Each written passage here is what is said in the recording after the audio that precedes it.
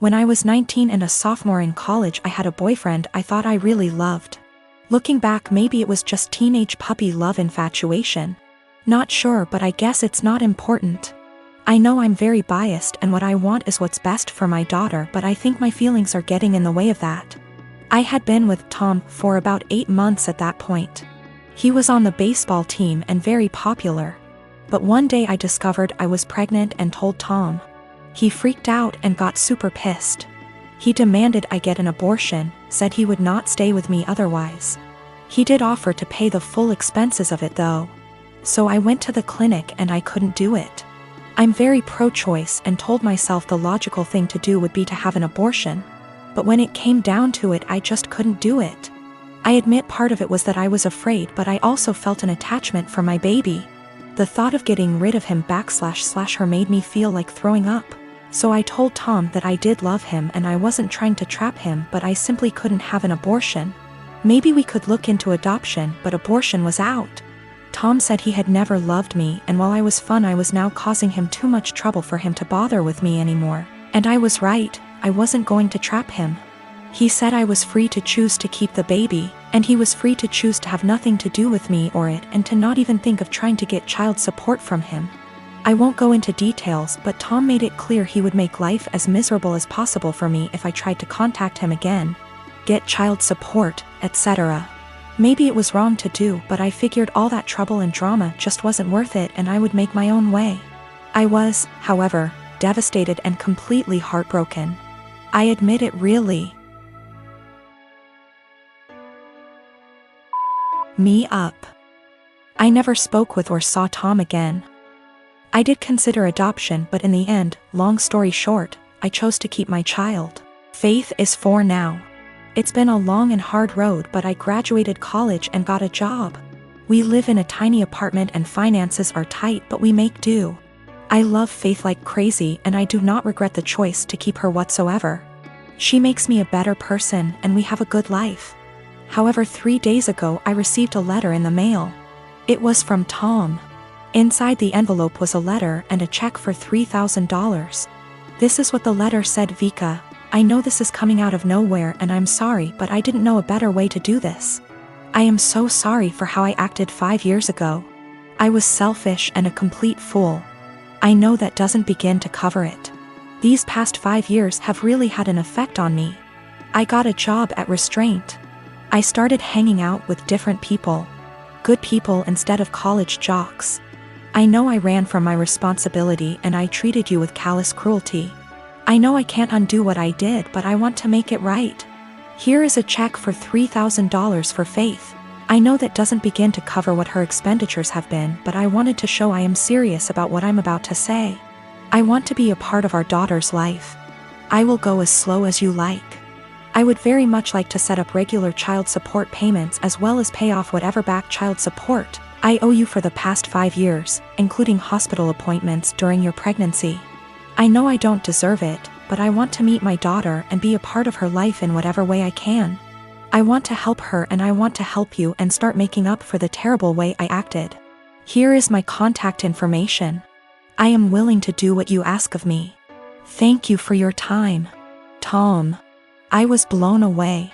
I'm also beyond pissed off. I'm thinking of the pregnancy I had to deal with after getting dumped like that. Exams and papers I had to write. Giving birth to her on my own. The late night feedings, all the diaper changes, the constant crying. Trying to afford clothes to keep Faith warm during the winter as she grew while also making sure she didn't go hungry, the tantrums. The first steps, first words, the potty training. He wasn't there for any of that, and now he just wants to come waltzing into her life like nothing happened. After doing whatever he felt like now that Faith is out of the unfunny baby years and she's a well-behaved child who can now carry on a conversation, and knows how to use toilet and doesn't wake up every 2 hours. Faith has started asking questions like, where is her daddy? How come she doesn't have a daddy? And I've been doing my best. I've been saying mommy doesn't know where daddy is, true until now. And she doesn't have a father because daddy wasn't ready to be one when she was born. Maybe that's the wrong answer, but I am doing my absolute best. I'm thinking of how Tom hurt me and bailed when life got hard. I can't stand the thought of him doing that to Faith. She's a sweetheart and quite sensitive. She doesn't understand unkindness. She makes friends with everyone and is very innocent. I've done my best to teach her to be a calm, kind, respectful person, and everyone loves her. However, I do know she needs a good male role model in her life, and I do feel guilty for not having one for her. I haven't had a boyfriend or dated since Tom because all my energy and focus has been on graduating college, getting a job, and being a good mother to my daughter. I never really thought about Tom much after Faith was born, but now that I am with this intrusion into our lives, I think I hate and despise him. I want him to just go away. I wanted to not even cash the check and to tell him to take his money and shove it, but my parents and close friends reminded me that that is Faith's money and she is entitled to it, and I agree. At minimum, I want to get some child support going because Faith deserves all the financial assistance and opportunities she can get. However, I know if I get regular child support, Tom will want to be in Faith's life, and frankly, I don't want that. I don't want him to hurt her and bail when life gets hard, because it is when you have a kid. I also feel like he doesn't deserve her. 4-year-olds are a lot more fun than infants. How convenient he suddenly shows up and wants to be a dad when the hardest part is out of the way. But I honestly do want what's best for Faith. I think she deserves to have a good daddy. I just don't think Tom is. I think Faith is better off having no dad than a bad or half-assed one. She deserves the money. But am I right to take the money and not give Tom any access to my daughter? I can't stand the thought of him hurting her. The thought of dropping her off at his house where I don't have access to her makes me want to scream and run away. Am I out of line for taking Tom's money but saying that's as close as he will ever get to her? I am not convinced in the slightest he has changed. I feel like this is guilt money and I want to throw that check in the trash. But it's Faith's money, not mine. Faith and I have a good life, and I feel like Tom is going to ruin that. But is it right to keep Faith from her biological parent when he has sent the money? I hate feeling like I owe her him because of that. P.S. College boyfriend dumped me after I got pregnant and threatened to ruin my life if I tried to talk to or get child support from him. Almost 5 years later, I get a $3,000 check in the mail and a letter apologizing for what he did, and saying he wants to be a dad. I want to tell him to stay the hell away from us, but I want what's best for my child. Tom is listed as the father on the birth certificate. My fiancé, James, and I have been together for 3 years, planning a wedding for October 2016. A few months before we met, James bought a brand new home in a newer subdivision. We recently refinanced it and added my name. Before me, James dated a woman, Britt, for about 7 months. She's never been to this current house. From what he's told me, they broke up when he decided they weren't as compatible. The breakup was rough, to the point where he and neighbors called the police when she wouldn't leave his front yard and was screaming at 10 p.m. at night. This is all from what he and his sister have told me. I don't have a reason to not believe them. I've only had a few run-ins with Britt. These have been at restaurants or just coincidences out in public. We never spoke up until now. The problem, Britt has bought a house in the same subdivision that we live in. We even share a cul-de-sac. The only reason we found out about this is from a flyer we got welcoming her to the neighborhood. Our subdivision is very community-oriented. James insists he's never told her where he lives and hasn't spoken to her since the night he called the police. We both brushed it off as a coincidence, but lately it's becoming very weird. Here's why. I work for a company that allows me to work from home 3 out of the 5 days. Our home is a ranch and my office window faces the street. I'm not sure what Britt does for a living, but she does not work during the day. From about noon until 3, she spends her time walking up and down our street. When she passes our house, she doesn't take her eyes off of it. It's almost like she can see me in the office. She'll even stop in front of our house and stretch there for about 5 minutes. Every day anyone is at home. It makes me uncomfortable to the point where I have all of our blinds closed during the day. I understand the need for exercise, but she walks for 3 hours just going up and down our street. Another issue is when either James or I are outside with the dog, she'll let her dog outside and it will come sprinting to our yard. This causes her to come and get her dog. Every time she says, "I'm sorry, we're still working on training." James and I are always polite. Normally, I would be okay with this, but James has pointed out that any other time she lets her dog out and we're not outside, She'll immediately correct him before he runs off. She never corrects him when we're outside. We've been getting ding-dong ditched a lot since she's moved in. Something that's never happened in the 4 years that James owned the house. The doorbell will ring around dinner time, between 6 and 8, and by the time anyone gets to the door, no one will be there. It's gotten to the point where our Doberman has picked up the routine and waits by the front door, pacing. The last issue, which I believe might be illegal, is that our mail seems to go missing for a while and then pop back up. What I mean is, Brit will knock on our door and say that she received our mail and is just returning it. This has never happened with the previous owners in her house. We don't have a new mail carrier either. It seems to happen once a week and she'll always bring it on a Friday night. Based on the date on the envelopes, we can tell she's been holding it all week. This has pushed James over the edge because she had our water bill, which resulted in us being 2 days late on the payment. James is neurotic when it comes to paying bills. Every time I have to convince him not to go over and yell at her because we haven't actually caught her taking it out of our mailbox as much as I try to monitor it. She usually gets 2 days worth of mail because those are the days I'm not working from home, the other days I get it right away. I'm not sure what to do at this point. I don't want to piss her off by confronting her, but how can I get her to stop? She's making us nervous and I feel uncomfortable in my own yard most of the time because I know she is watching. I know this sounds strange, but I'm not sure if I can legally do anything about it. I don't have anything against her, it's just becoming an annoyance. I am a 32 years old female and getting married to my fiancé, a 41 male, next year. After we got engaged, I suggested it might be nice if I asked my fiancé's niece, who's 15, if she wanted to be a bridesmaid too. I've only met her a couple of times, so we're not close. But she seemed like a cool kid, and I thought it might be a nice way for us to bond / get to know each other / involve her in the wedding. She's the only niece / nephew on either side of the family. Anyway, cut to a few weeks ago and we're in my fiancé's hometown to visit his family and discuss wedding-related stuff. His brother, sister-in-law and their daughter came over and I noticed this time that she was dressed a lot more androgynous than I remembered. The topic moved to wedding dresses and bridesmaids' dresses and I could see she was immediately uncomfortable. Her parents, her mom really, and grandma were making comments about how she'd need to be more feminine / brush her hair etc. And how nice it would be to see her like that. I'll be honest and say this hit a nerve with me, as I was very much a tomboy as a teenager even though I'm not anymore. And it absolutely broke me whenever my relatives would say things like that. Eventually, her mother made a comment along the lines of, "It'll be nice to see you dressed like a girl for once." And she looked really sad / embarrassed / upset.